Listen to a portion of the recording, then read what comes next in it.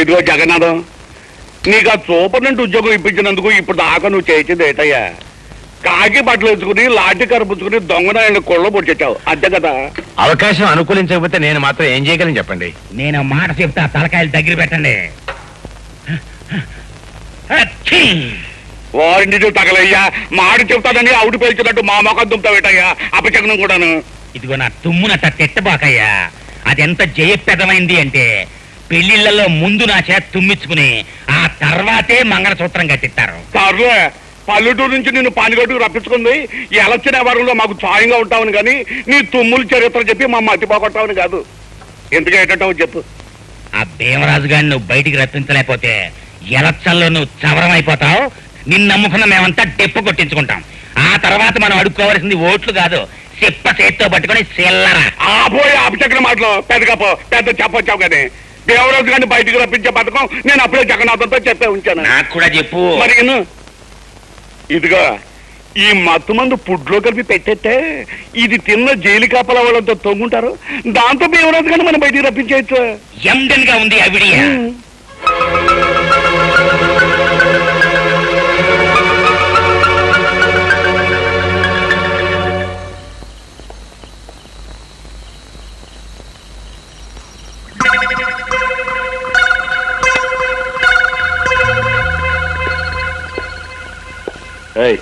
Sentry Venkatrao, Ramamurthy, Ramamurthy.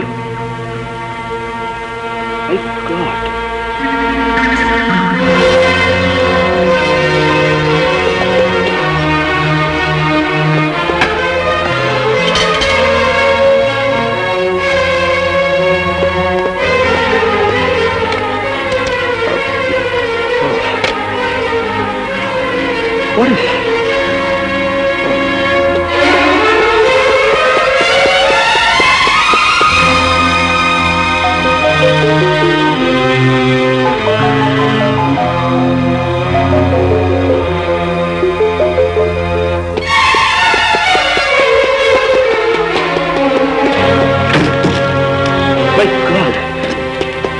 ఈ జైల్లో ఏదో కుట్ర జరగబోతుంది. ఏమిటో అర్థం కావటం లేదు. అక్కడక్కడ సెంట్రల్ స్పెషల్ కూడా ఉంది. అందుకే మన స్టాఫ్ అంతా అలర్ట్ గా ఉన్నాం.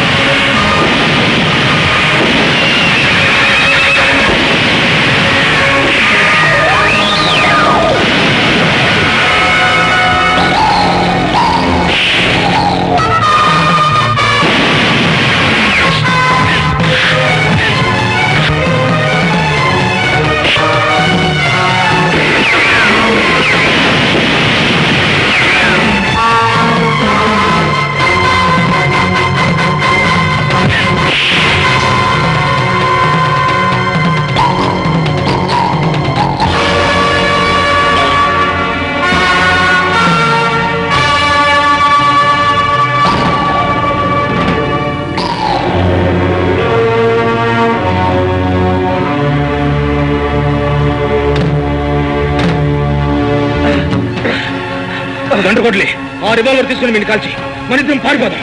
గంటకోట్లే వీడు బయటికి వెళ్తే మళ్ళీ ఘోరాలు తగ్గుతాయి. ఆ రివాల్వర్ ఇటువు.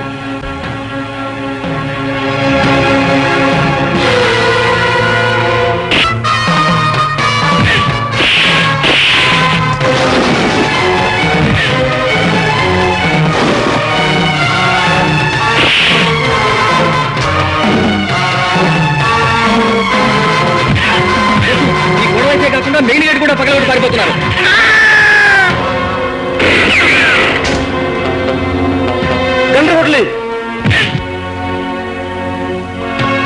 గంటకోట్లే ఇంత దాడి జరగడానికి కారణం ఆ భీమరాజే. వాడు తప్పించిపోవడానికి వీల్లేదు. మిగిలిన వారి విషయం నేను చూసుకుంటాను. నువ్వు మాత్రం ఆ భీమరాజు విషయం చూడు. అవసరమైతే వాడిని కాల్చేని చంపు, అంతేగాని వాడిని తప్పించుకుపోలేవుకో. ఇదిగో రివాల్వర్. Raja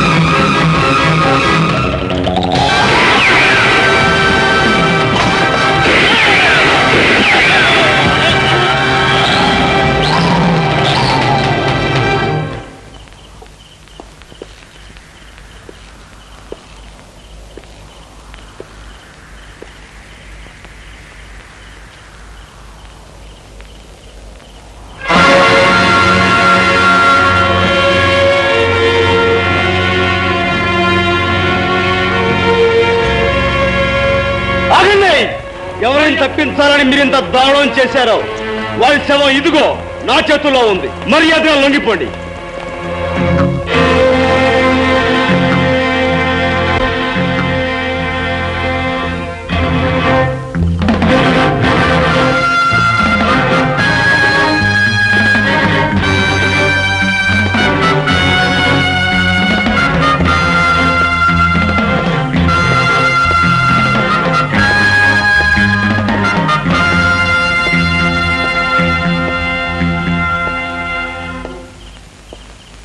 thank you. ఆ పిస్టల్ ఇవ్వు.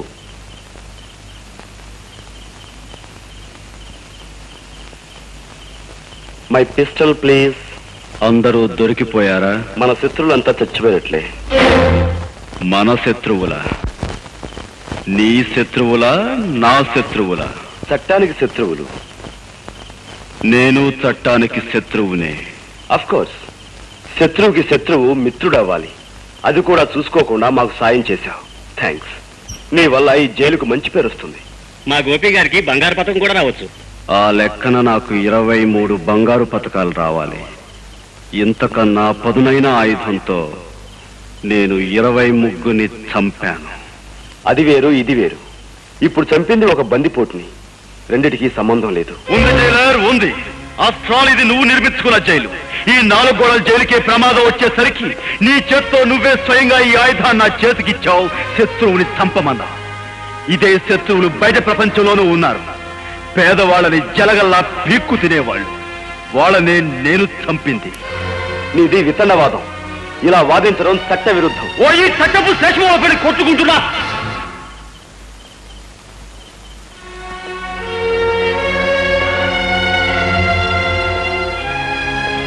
నీ విచక్షణ జ్ఞానం మీద నాకు నమ్మకం ఉంది. నీకు ఆలోచించగలిగే శక్తి ఉంది. ఓ భారతదేశ పౌరుడా, ఆలోచించు.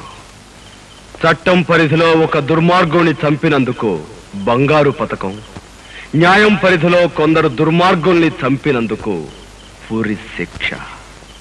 రెంటిలో ఏది సరైనదో ఆలోచించు.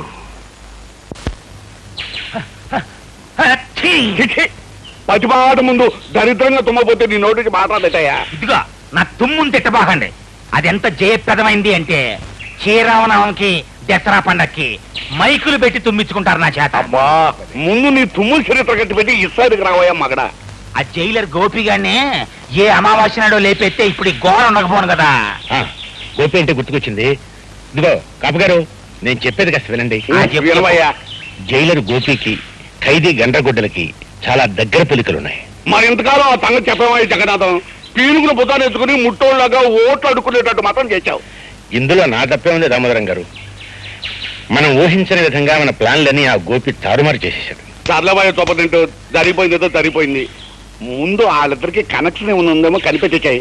దాంతో ఆ గోపిగాని ఉద్యోగం నుంచి పీకిచ్చేద్దాం. ఆ తర్వాత ఆ గండ్రగడ్డలు కాడి సంగతి చూద్దాం. ఓ పని